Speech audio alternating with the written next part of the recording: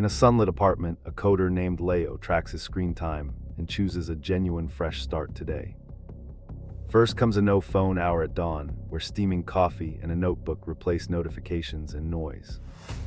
Second, he swaps one daily scroll for a tangible task, like repairing a bike or pruning a small garden. Third, he rearranges his feed with mindful limits, mooting endless accounts and jotting weekly wins in a quiet journal. Finally, he plans weekly offline adventures with friends, proving real connection grows when screens quietly take a back seat.